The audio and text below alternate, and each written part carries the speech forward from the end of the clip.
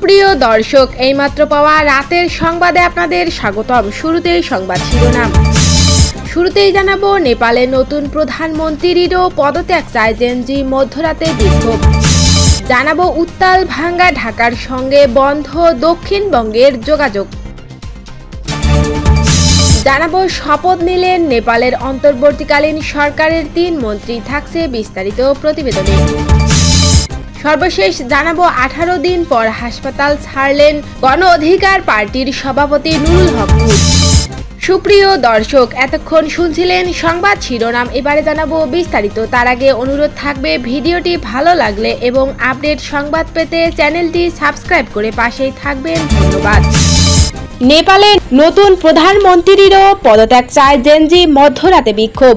নেপালের অন্তর্বর্তীকালীন সরকারের প্রধানমন্ত্রী সুশীলা কার্কির পদত্যাগ চেয়েছে জেনজি তরুণরা। মধ্যরাতে আন্দোলনের প্রথম সারিতে থাকা সুদান গুরুংয়ের নেতৃত্বে প্রধানমন্ত্রী কার্যালয়ের সামনে বিক্ষোভ থেকে তার পদত্যাগ চেয়ে স্লোগান দেয়া হয়। নেপালি সংবাদ মাধ্যম সেতুপতি এক প্রতিবেদনে এ তথ্য জানিয়েছে। প্রতিবেদনে বলা হয়, জেনজি আন্দোলনের শীর্ষ নেতা গুরুং বলেছেন, তরুণদের সঙ্গে পরামর্শ না করেই মন্ত্রিসভা সম্প্রসারণের বিরুদ্ধে এই বিক্ষোভ করা হয়েছে। তরুণরা সুশীলা কার্কির পদত্যাগও দাবি করেছে। বিক্ষোভ থেকে গুরুং ক্ষুব্ধ হয়ে বললেন, ওম প্রকাশ আরিয়াল একজন আইনজীবী।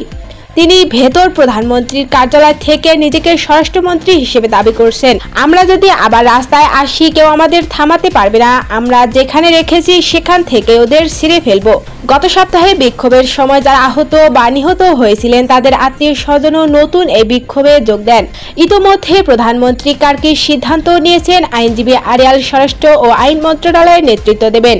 তিনি এর আগে অর্থমন্ত্রী হিসেবে রামেশ্বর খানাল এবং জ্বালানি মন্ত্রী হিসেবে কুলমান ঘিসিংকে বেছে নেন। সূত্র জানায়, প্রধানমন্ত্রী কার্কি প্রথমে তাদের 3 জনের সঙ্গে ফোনে কথা বলেন এবং চূড়ান্ত সিদ্ধান্ত নেওয়ার জন্য তাদের কার্যালয়ে ডেকে নেন। সেতুপতির প্রতিবেদন অনুসারে কার্কি ইতোমধ্যেই সিনিয়র অ্যাডভোকেট সবিতা ভান্ডারীকে অ্যাটর্নি জেনারেল হিসেবে নিযুক্ত করেছিলেন। জেনজি আন্দোলনের চাপে তার পূর্বসূরি কেপি শর্মা ওলি পদত্যাগ করার পর কার্কিকে অন্তর্বর্তীকালীন প্রধানমন্ত্রী হিসেবে নিযুক্ত করা হয়।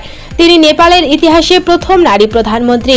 কার্কির শপথ গ্রহণের পরপরই প্রতিনিধি পরিষদ ভেঙে দেওয়া হয় এবং 5ই মার্চ নতুন নির্বাচনের ঘোষণা করা হয়। উত্তাল ভাঙ্গা ঢাকার সঙ্গে বন্ধ দক্ষিণবঙ্গের যোগাযোগ।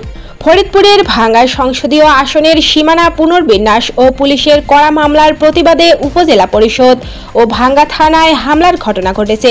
এতে উত্তপ্ত পরিস্থিতি বিরাজ করছে উপজেলার গোলচত্বর ও আশপাশের এলাকায়। বন্ধ রয়েছে ঢাকার সঙ্গে দক্ষিণবঙ্গের 21 জেলার যোগাযোগ ব্যবস্থা।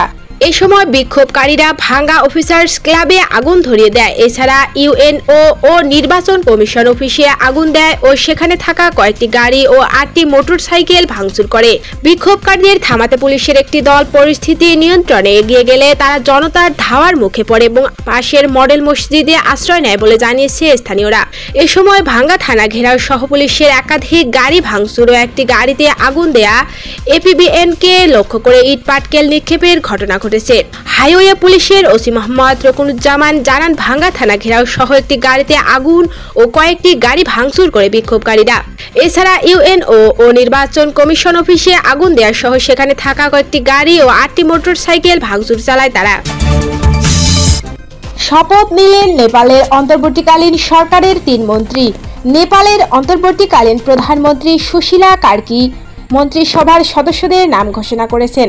এরপর প্রেসিডেন্ট কার্যালয়ে আগুনে ক্ষতিগ্রস্ত হওয়ায় খোলা আকাশের নিচে প্রেসিডেন্ট রামচন্দ্র পাউদেল 3 জন মন্ত্রীকে শপথ পাঠ করান। তরুণদের নেতৃত্বাধীন দুর্নীতি বিরোধী প্রাণঘাতী বিক্ষোভে আগের সরকার ক্ষমতাচ্যুত হওয়ার পর হিমালয়ের দেশটি শৃঙ্খলা ফিরিয়ে আনার চেষ্টা করছে। সামাজিক যোগাযোগ মাধ্যমে নিষেধাজ্ঞাকে কেন্দ্র করে এবং দীর্ঘদিনের অর্থনৈতিক সমস্যার জেরে 8ই সেপ্টেম্বর শুরু হওয়া জেনজি বিক্ষোভ দ্রুত ছড়িয়ে পড়ে। এর মধ্যে পার্লামেন্ট ও গুরুত্বপূর্ণ সরকারি ভবনে আগুন ধরিয়ে দেওয়া হয়। 2008 সালে 1 দশক ব্যাপী গৃহযুদ্ধ এবং রাজতন্ত্র বিলুপ্তির পর এটি ছিল সবচেয়ে ভয়াবহ সহিংসতা। সরকারি হিসেবে 2 দিনের বিক্ষোভে অন্তত 72 জন নিহত হয়েছে এবং আরও 191 জন এখনও হাসপাতালে চিকিৎসাধীন। সাবেক প্রধান বিচারপতি সুশীলা কার্কি প্রধানমন্ত্রীর দায়িত্ব গ্রহণের পরপরই আগামী বছরের মার্চে জাতীয় নির্বাচন আয়োজনের ঘোষণা দিয়েছেন। একই সঙ্গে তিনি দুর্নীতিমুক্ত ভবিষ্যৎ গড়তে আন্দোলনকারীদের দাবি পূরণের আশ্বাস দিয়েছেন। দুর্নীতি, সুশাসন ও মানবাধিকারের মামলায় সুপরিচিত আইনজীবী ওম প্রকাশ আরজালকে গুরুত্বপূর্ণ স্বরাষ্ট্র মন্ত্রণালয়ের দায়িত্ব দেওয়া হয়েছে। তার অধীনে আইন, বিচার ও সংসদ বিষয়ক মন্ত্রণালয়ও থাকবে। 18 দিন পর হাসপাতাল ছাড়লেন নূর।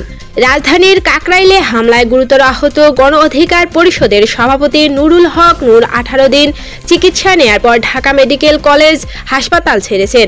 হাসপাতাল থেকে ছাড়পত্র দেওয়া হয়, পরে অ্যাম্বুলেন্সে করে হাসপাতাল ছাড়েন তিনি। গত 29 আগস্ট রাজধানীর বিজয়নগর এলাকায় দলটির কার্যালয়ের সামনে আইন শৃঙ্খলা বাহিনীর লাঠিপেটায় আহত হন নূর সহ বেশ কয়েকজন নেতাকর্মী। ঘটনাস্থল থেকে নূরকে উদ্ধার করে হাসপাতালে নিয়ে যান সংগঠনটির নেতাকর্মীরা। সামাজিক যোগাযোগ মাধ্যমে একাধিক ভিডিওতে দেখা গেছে নূরের মুখ থেকে বুক পর্যন্ত পুরো রক্তাক্ত, ফেটে গেছে নাক। এ সময় তাকে স্ট্রেচারে করে হাসপাতালে নিয়ে যেতে দেখা যায় দলীয় নেতাকর্মীদের। পরদিন সকালে নূরের জ্ঞান